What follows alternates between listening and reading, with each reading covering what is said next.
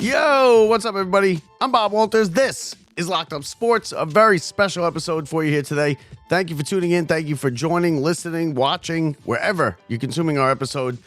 We are going to be joined in just a moment by Keith Raad, Mets radio voice, 880 Mets radio. And we cover the Mets season as we talk about that. We preview the season. Get started tomorrow, 4:10 in Houston. First pitch, Valdez for the Astros, Clay Holmes for the Mets. And it should be a good one. We'll see if they can win on opening day, as they usually do. Best record in opening day history, 41-22 are the Mets. But let's get to our special guest for today, our interview. And we had a great time speaking with him. We hope you enjoy it as much as we did. Here it is. We'll see you on the other side. Keith Raad, Mets radio broadcaster. Enjoy it. 432 feet. When you have a moment to really let it rip, like the Mets do now, they got to let it rip. Nobody out, 2 on. Corners in against Marte. Hernandez and Edman back up the middle. Flaherty set. His pitch. Marte rips it down the left field line. That is a base hit going to the corner. Alonso rounds third. He will score. Winker chugging. He's heading around third. He's coming home. The throw to the plate, not in time. 2-run double. Starling Marte. 5-1 Mets in the third. They are not done yet. They've added on against Jack Flaherty. 2, nobody out. All right, everybody. It's the last day with no baseball for 6 months. Starting tomorrow, we have baseball every day for 6 months. So we figured we'd give you some baseball. We got Mets radio broadcaster, 880 Mets radio, Keith Raad. Keith, you ready for tomorrow? Yes. I love that open because it means I get to work for the next 6 months straight, hopefully longer into the postseason. But we've been sitting on the offseason sidelines for long enough. Let's do this. Yeah, absolutely, and especially coming off last year with such a surprising year. You know, they're gonna have to get off to a better start. We can't be doing that every year. I'm not gonna make it too many more years if they do that every year. But last year, for me at least, as an adult, was probably one of my most favorite Mets teams. Give us a little bit as we look back a little bit onto last year and what that was like being in the booth for all the games and everything like that. Yeah, the big thing when you go into a season is always where do the expectations start, because that's where everyone's emotions will then ride from, because, you know, not a lot of people were expecting a whole lot last year. And then when you get off to an 0-5 start, you're 11 under in May. One of your players just throws a glove into the stands. You're like, okay, I knew it wasn't going to be great. I didn't know it was going to be this. But it turned out to be one of the most special moments when Jorge Lopez throws his glove into the stands, because it turns the Mets now into the team that had the best record in baseball down the stretch, which is from one end of the spectrum to the other. And all of a sudden you're 2 games away from going to the World Series. So that's always a big thing, is going into this year now, coming off of that ride, expectations are so much higher. And so, you know, the only way that would not go great this year is if you went south from where the expectations are. But the expectations are really, really high. That's where you want them to be. But last year was so magical because nobody expected much, and you didn't get much for a little while, but then you got a whole lot toward the end. Yeah, it was a wild ride. I mean, I was on this show, you know, but right around when the glove got thrown into the stands and the team meeting, sitting here going, what are we going to do? Alonso stinks. Who's going to take Lindor's contract? How are we going to get rid of this? What's going on? I even said that guy, what was his name? What was his name that threw the glove in? Jorge Lopez. I was like, you know what? Who could blame him? Why would anybody want to be on this team? You know, but they turned it around and they gave us a great season. What was it like being at that next to Howie in the booth? You came right out of Single A. I mean, players don't come out of Single A into the major league. So give us a little background about what that was like coming out of Single A and Brooklyn, the Cyclones, into the big leagues and everything that goes along with that. Yeah, so working with Howie is amazing. The man is in the Hall of Fame. He's a legend. He's called games in this city since the late 80s. So to work with him is to work with a guy that I'm very proud that they said, we feel like you can do it. And so we're going into year 3 here. But, you know, I spent about 10 years in the minor leagues. So I know that was kind of funny when you show up and people are like, you know, you don't sound like a kid. It's like, well, I've actually been doing this for a while. But in the minor leagues, nobody knows you, which is fine, which is part of the journey. That's the same deal with players. I mean, I've seen Brett Beatty and Francisco Alvarez hit so many home runs down there that just don't count until you get up here and they're hit in the major leagues. So, I spent 10 years down there with the Cincinnati Reds affiliate in Dayton, Ohio, with Texas Rangers affiliate in Dallas, with the Long Island Ducks for a summer, and then 5 years in the Mets organization with the Cyclones. And that was at short season, which used to be even a smaller of a schedule, younger players, we got vaulted to Class A ball my last 2-3 years there. So yeah, it was amazing. I kind of did it for a reason. There's different ways you can try to maybe get to the major leagues. You can go up the ladder from low A to triple A and try that way. I kind of read the tea leaves in my own way and said, let me get to the market that I think I want to be in. And that's what helped. But yeah, it's pretty nice story to say, single A to the major leagues. Now, did you grow up? I know you're from Long Island. We're from Long Island ourselves. Did you grow up a Mets fan, or who were you rooting for? So I will always be honest when I answer my questions. I did not grow up a Mets fan, but my first games were at Shea Stadium. I've already lost half the people that are like, this guy's a fraud. Yankee fan? I know. I did grow up a Yankee fan. Usually whatever your father is, right? That's yeah, listen. You don't choose it. You don't choose it. True. It's not up to you as a kid, yeah. But to have worked in the Mets system for 5 years, I tell you, when you get behind the scenes in this kind of job and you really meet the players more than you just kind of see the brand on the jersey, you have those deeper connections and relationships. I came into the Mets organization in 2018, and I've been here ever since. And all the people that you guys talking about off air, like going to Clover Park and spring training, and all the people, I go to the backfield, see the trainers and the coaches that are working their way up as much as the players are. That's the real love that I have for the Mets organization. So I didn't grow up as a Mets fan. I watched a ton of Mets games. I went to games in the NLCS in '99. We left the Robin Ventura Grand Slam single game. We left early. Classic Yankee fan move. Classic Yankee fan move. Driveway. We had school the next day. But yeah. But I am now blue and orange as much as I can be. Hey, listen, and you do a fantastic job. And so you must not have listened. I haven't heard you call any foul balls home runs. So you couldn't have listened too much to John Sterling growing up. I know, but you come up in the city, and I remember in college, I was not very good at this. Actually, I didn't even know I wanted to do this.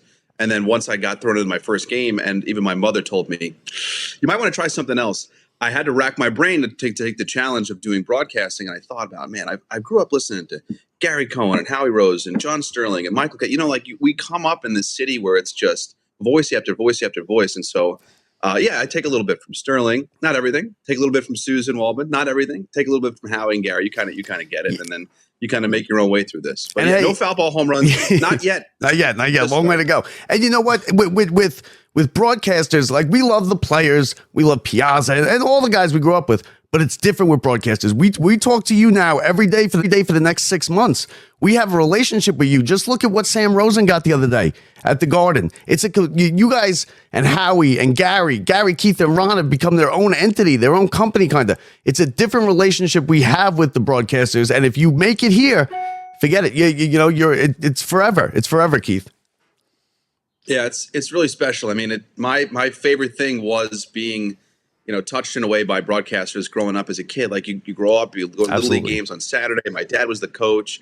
My best friends were playing. You just grow up around it, and it's your friend, right? I heard Mike Francesa say that once on the radio, and I thought it's exactly how I feel. Is baseball is your best friend. It's there every single day for you, whether you have a good day or a bad day. The game is on that night for you for full 9 innings, and to be the medium, to be the person delivering you either the good news or the bad news, but being there with you, especially on radio, is very one-on-one, different than TV, just a different art form. But to be the person that I always loved, just that being in that chair. I know I have a long way to go before we're talking about what they're doing with Sam Rosen or putting Gary and Howie into the Hall of Fame, but I respect the chair so much that I would love that one day, but I have to put in some work with the fan base to be able to have that kind of that honor. But it's amazing. It's a dream come true. Yeah, I think you do. I think you do a fantastic One of the things I like about you most is, like, you're so unique in. I think you use more advanced analytics than some of the older broadcasters, and it's something that I know I like. I know some of the traditional fans may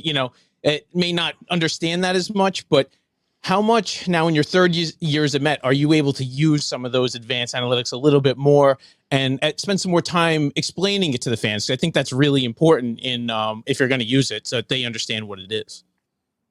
Yeah, it's funny. It's one of the ways of working with Howie Rose is, trying to tell him, hey, RBIs don't really mean anything, and watching him fall out of the chair. These are funny things to say. Pitcher wins don't mean anything. But no, I don't hate baseball. I don't hate old stats. I love the new stuff because I want to be I want to think like a GM. Like I want to know why this player is valued over that player. So if the Mets don't re-sign Jose Iglesias, why? Why didn't they do that? Or if they don't want to give a starting pitcher $300 million, why? What are the things that they're looking at? So yeah, I use a bunch of different metrics because, for instance, Juan Soto, you're talking about one of the great on-base percentages and all the walks that he's had in baseball.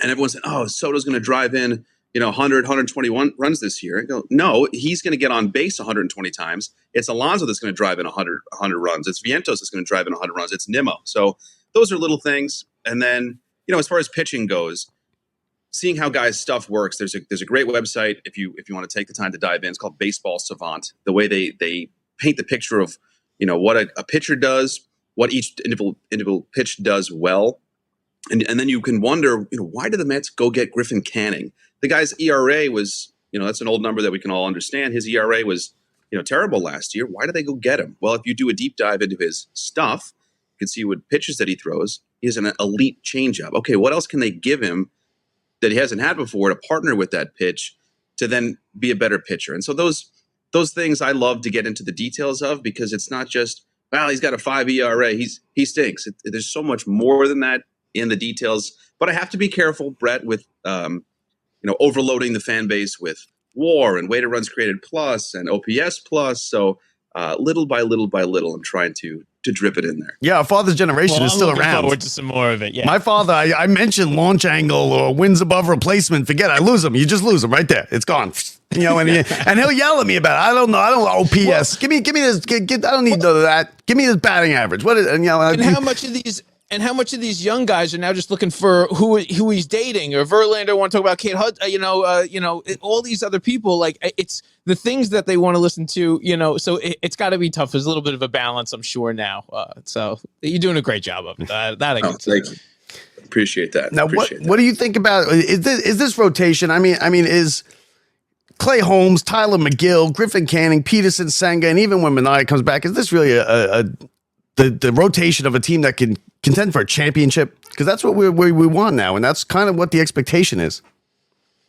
Yeah, I mean, we're in the same exact position we were last year, where we thought Severino had a 6-something ERA with the Yankees. He was maybe finished, right? Like he got that question of, is this a last chance to see if you're even a big league pitcher? I will never forget that question he got before the start of the year last year. And even Sean Manaea was kind of a serviceable 3-4 guy in baseball.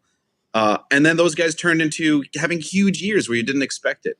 So I have to believe in David Stearns' ability to take a pitcher that we all, again, think, sit there. I'll never forget in December in Michigan, and I saw the Mets sign Griffin Canning, and I went, well, I wonder what the comments are going to say about this one. Because who, right? Why aren't we signing the guys that we know? You Google first. Right. If you don't know the name, I understand that it's kind of frustrating. Like, why aren't we signing the big name guy? But then you look up in June and you're going, Severino's doing this or Manaea's doing this. We're hoping to do the same with Clay Holmes this year and Griffin Canning. And if Kodai Senga is an ace, I think that's my key to this year. Is if Kodai Senga is an ace, the Mets can go far. The one thing that I did notice out of last year was when you take a chance on a guy like Manaea or Severino, is that Manaea got tired down the stretch. He got tired into the postseason. And so when you bring in a guy who you ask more of, right, to go over above and beyond what they've done in the past, like Clay Holmes this year, how many innings can he throw? It's not just winning all these games to get to the playoffs, but once you get into the playoffs, you need to be on your A game. I will never forget the feeling of, getting to see the Dodgers all of a sudden, and it was like the Mets had done. There was such a dramatic ending just to beat the Brewers and beat the Phillies and get to the Dodgers. And it was a little bit tiring when the Mets showed up and the Dodgers were kind of going, okay, the season just started. And that's the feeling of sustained winning that you want. You want the season to just start when it matters. But the Mets, it was like guns a-blazing to just get there, and then let's see what we can do. Let's see if we can push this as far as we can, because none of us, in reality, gun to our head, none of us really expected us to win that series, No, but you want to steal that first game or whatever way you can do it, and and see what happens. Now, is Lindor going to be? Is it important for him to get a good start? Is he going to hit 210? He's got a 210 career average in April. Last year he struggled. This team can't really get off to the bad start. You got the Braves, the Phillies, all good teams. I know Lindor's been working on a faster start, but he didn't hit in spring. What do you think is going to happen there in April for Francisco Lindor? Yeah, he hasn't been an all-star with the Mets yet, and the reason for that is because he's gotten off to that poor start. But with what he did last, if you look at his numbers at the end of the year last year, what he ended up putting up, you think the guy had a great year, but he did not for the first month and a half. He hit 193 on May 18th in Cleveland. I'll never forget that. But yeah, I mean, the offense is going to hum this year in a way that it did toward the end of the year and certainly did in 22, not in 23, but. Lindor starting in the leadoff spot, I think, is going to be huge. And then you have Soto right behind him. And so there's really no reason for, I think, Lindor to get off to a frustrating start because it feels like the power in the lineup is a little more balanced now that you have Soto because you're asking a lot of Pete, but you're not asking as much as you did last year. You're asking a lot of Lindor, but not as much because you spread it out now to a full-fledged beast lineup. And so that just takes the pressure off a little bit. Because I don't know what it is about Lindor. If it's the cold weather, I mean, the guy played in Cleveland and did fine. I don't know what it is. It might be the cold weather. He doesn't know what it is. Yeah, he definitely would love to get off to a start where he's not, hitting one something in May. Do you think Alonso would benefit more with Soto behind him instead of in front of him in the lineup? Yeah, that's the first year he's going to be the protection instead of need the protection. So that's unique for him and for the Mets this year. Once again, he's betting on himself to come up with a big year. And I think, again, Soto's going to be on base 120 times. So drive him in. And that's going to be the test for Alonso, Nimmo, and Vientos behind. So I'm hoping for Pete to have a good year. I think Pete had a little bit of a, I wouldn't say a come to Jesus, but the free agency saga didn't go the way he wanted to. And so I've noticed a little bit of a change in his personality. And maybe that's good. Maybe that's the kind of, everyone needs a little kick in the pants from time to time. And maybe that's the thing that'll get him going this year. It was snake. He rolled snake eyes until the home run. Yeah. I mean, earlier in that, I think in the seventh inning, he drops that pop-up in foul territory. Yeah. Oh, that's right. You're right. We all thought that was that, right? Yeah. That's the lasting image, of Pete Alonso's season. And even in the moment before the home run, there's a guy on first and second, and it's like, is he going to hit him with a double play? A double play. That's what. Yeah. Those are the things we're thinking. Because that's what you've been seeing for a full season. But I think that home run was big in a multitude of ways, including bringing him back for this year. I was telling Brett before the second base situation. The Mets have more second basemen than the Giants have quarterbacks. What do you think? What's with the second base situation? Batty looks like Beatty's going to get the start tomorrow. Is he going to be the everyday guy and Acuna kind of coming in on a platoon? What's the situation with second base? Yeah, I kind of I hate to say I like an injury, but McNeil being hurt to start the year gives the Mets a chance to look at Acuna and Beatty, especially Beatty. I mean, Beatty is so talented. He just hasn't been able to make that connection to the major leagues of what he did in the minors. Now, Vientos, it took him a while to do that, but then he did it, and he did it in insane ways last year. And so you have a couple weeks for Brett Beatty and Acuna to split that platoon role at second base. Acuna is so interesting, too, because he's kind of a freak athlete that seems to be bored at AAA. So you put him in the big leagues and he gets better. I mean, that's amazing. That's an amazing talent to pick up. So, yeah, there's a lot of them. And then, they would have had Jose Iglesias. He probably would have come in handy for the first month, but I think they'll be okay without him. And then McNeil. I mean, whoever's going to win the second base job is going to have to earn it because even McNeil now, it wasn't totally guaranteed that he was going to be the everyday second baseman. He will be when he gets back, but then he's still going to have to earn it because he's had back-to-back not so great years. How about we get into the catcher position? We all know Francisco Alvarez is going to be out with the broken hamate for, at least a few weeks leading into the beginning of the season. We know who we got for our, who's going to be starting the catcher. But the big story is this Hayden Sanger. This guy off season, bagging groceries or, over at Whole Foods. Now he gets his shot as the backup catcher. And as we know, the backup catcher is actually going to play, that day game after a night game. And how great of a story is this? And tell us a little bit about this. Was he able to get someone to cover his shift for tomorrow? I love Hayden. I had Hayden in Brooklyn in 2018 when he was drafted out of Miami University in Ohio, and I'll never forget. We played the Mahoning Valley Scrappers in Eastville, Ohio, in New York Penn League ball, and someone from Ohio, a writer, drove over to meet him at the mall, the food court, to do an interview with him, and Hayden was so excited to do his first professional interview. So he's been in the system. He has come a long way. He's really, really good defensively. Offensively, I would call him serviceable. Now, Hayden would probably go, why would you say that about me? But I think it's not going to be his greatest trait is his offense. He can throw guys out. And that last spring training game, he threw two guys out in one inning. So defensively, he'll be fine. I know for him, as we're talking now, he's not officially on the roster because, guys are getting cut from camp left and right. And you never know if, a Mike Piazza out there gets cut and the Mets say, we'll pick him up. But for Hayden Sanger, he is, 24 hours away maybe from actually seeing his dream realized. And he knows it be for, a short time, maybe a month or two. He'll have to perform until Alvarez comes back. But you're just proud and happy for a guy that you've seen, put in the work, earn it. It's just a matter of, getting that shot to earn it. And he'll, if he gets the call, he'll be very happy for him and his family and for the Mets development organization because for his professional interview. So he's been in the system. He has come a long way.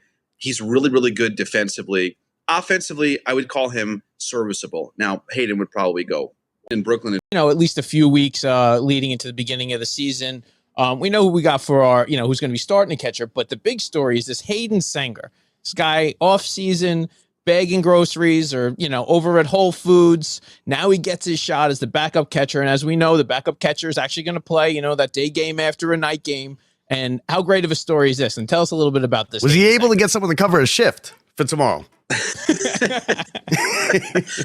I love Hayden. I had Hayden in Brooklyn in 2018 when he was drafted out of Miami University in Ohio, and I'll never forget. We played the Mahoning Valley Scrappers in Eastville, Ohio, in New York Penn League ball, and someone from Ohio, a writer, drove over to meet him at the mall, the food court, to do an interview with him, and Hayden was so excited to do his first professional interview. So he's been in the system. He has come a long way. He's really, really good defensively. Offensively, I would call him serviceable. Now, Hayden would probably go, why would you say that about me? But I think it's not going to be his greatest trait is his offense. He could throw guys out. And that last spring training game, he threw 2 guys out in 1 inning. So defensively, he'll be fine. I know for him, as we're talking now, he's not officially on the roster because, guys are getting cut from camp left and right. And you never know if, a Mike Piazza out there gets cut and the Mets say, we'll pick him up. But for Hayden Sanger, he is, 24 hours away maybe from actually seeing his dream realized. And he knows it be for, a short time, maybe a month or two. He'll have to perform until Alvarez comes back. But you're just proud and happy for a guy that you've seen, put in the work, earn it. It's just a matter of, getting that shot to earn it. And he'll, if he gets the call, he'll be very happy for him and his family and for the Mets development organization because you come up in the system and you can kind of peter out and you go, okay, it doesn't look like there's any position for me. And you give in, and he never gave in. And that's why he's here. Yeah. Hopefully it's one of those great stories where he gets one of those big hits or a home run in a big spot when he finally gets that opportunity. And, hopefully you got something prepared for it because that's going to be a big one, right? Yeah. And hey, this team has enough offense. If he could be a good defensive catcher that could come in once or twice a week, throw runners out, maybe late innings, something like that he could create some value to the team. Absolutely. He knows the staff. He knows the guys that have been in the system, Peterson, Senga, McGill. He's caught them in spring training for years and years. He knows them. He knows them too. That's big. The bullpen. What do you think about the bullpen this year? Yeah, it's better than last year for sure. And I think that, as you look year over year, every position they get a little bit better. So, right, you had Jake Diekman was the lefty last year. Now you've got AJ Minter, right? That's a huge upgrade just in that specific position year over year. And at the end of camp, you've got guys that are fighting for spots that you go, we can't hold on to all these guys. So Max Kranick is a name people are going to hear about and go, wow, this guy's pretty good. Huáscar Brazoban had an okay end of the year last year. He'll probably be better this year. I just hope Edwin Diaz has a solid year. If you look at Diaz's years, just go to his baseball reference page. It is elite year, untouchable, and then it's very touchable, very not elite, back and forth. And so what will this year be for Edwin Diaz? Because, the Mets need him. The Mets need him to be dominant. He was shaky at times last year. There's no doubt about that. He needs to be dominant again. Second year coming off the injuries, a lot different. You're just trying to get your legs under you, and you're trying to get just back to like that normal feeling. Whereas I feel like this year he can actually probably focus a lot more on, the more intricacies of what he's always been. Listen, we grew up with Armando Benitez, and he's got a little John Franco in him. He gets that time run on third, but he gets the job done a lot. He's just trying to make it dramatic. This is also an entertainment business. Jesus, so come on, dude. I mean, come on. Last year was a rough. I'm only 40-something. At least it worked out last year, and we're not used to that. Yeah, we're not used to that. Definitely a better outcome. Yeah, I know last year, the thing that, for me, I realized that Edwin was putting a lot of pressure on himself. He didn't feel like he was back when Yeah, we got nailed for the sticky stuff at Wrigley. I mean, guys only do that when they feel like they're in a spot where I'm trying here. I am not where I'm supposed to be yet. I need to do what I can. And sometimes you feel like you need help, and he got caught and got suspended. But this year, I hope, Brett, you're right. It's just a full year back from that injury. I mean, I hate to make the Aaron Rodgers comparison, but Rodgers is going to take him a while to get back from that Achilles. Even though, okay, I'm healthy for this year, but you still have to get your legs under you. No, we got Russell Wilson now. Rodgers is done. It's over. I know. I'm a Giant fan too, and yesterday I kind of went, okay, I like Jameis Winston because he's going to throw you 35 touchdowns and 35 interceptions because it's exciting.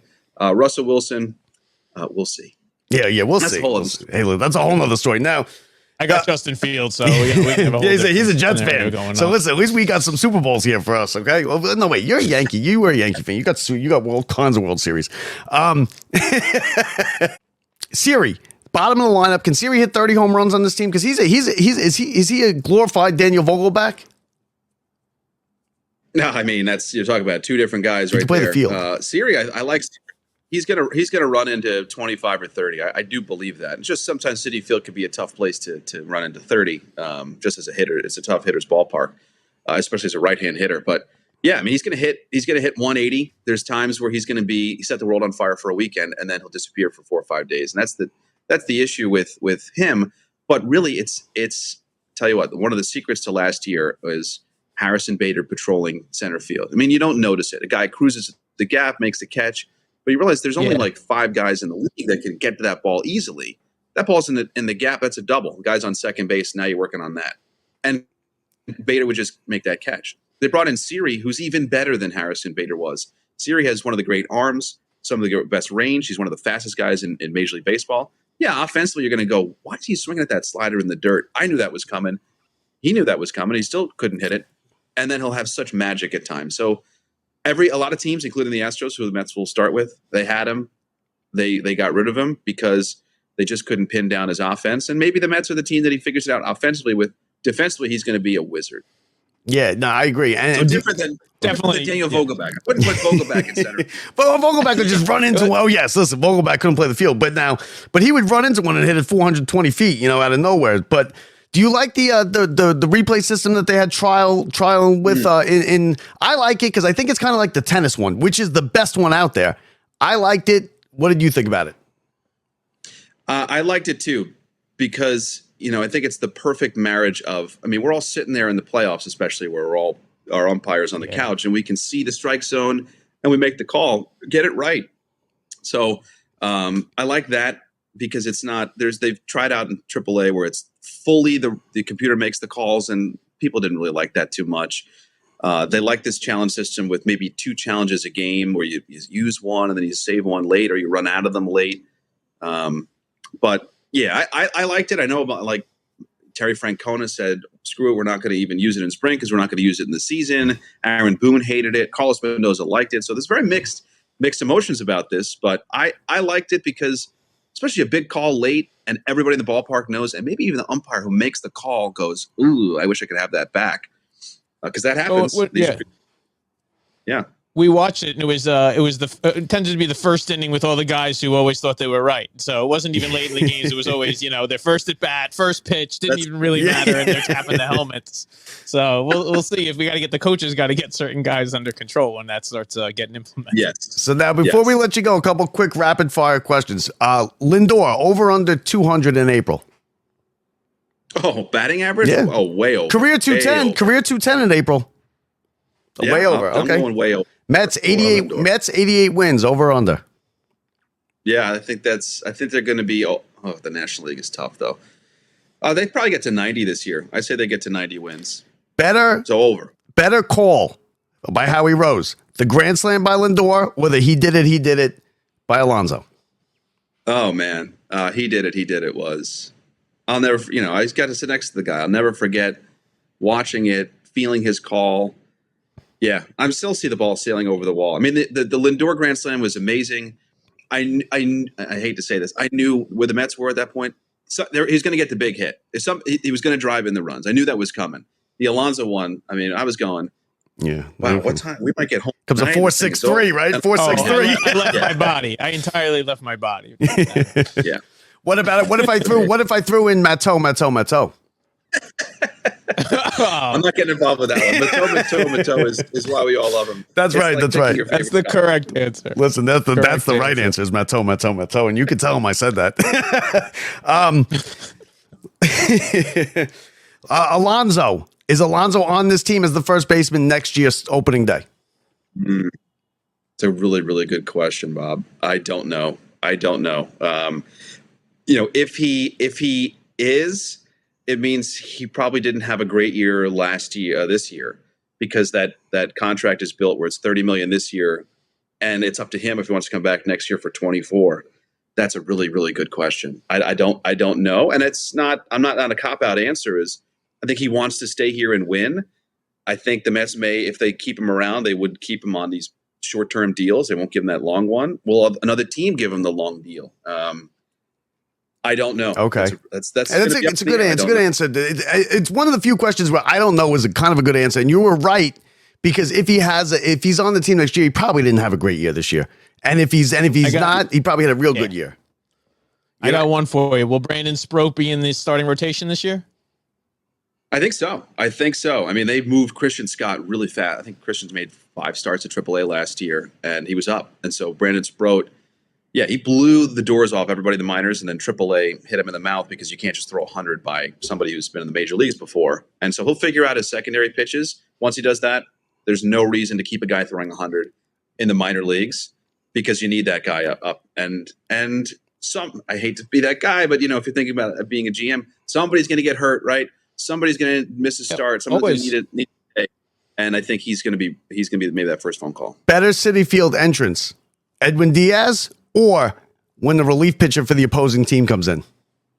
I like the relief pitcher one. Edwin in 22 was probably the most dominant entrance ever. But I do like the way that they have done, the ding dong subway car. Love it. Guy out, It's a good time, next guy in. I mean, they're playoff run.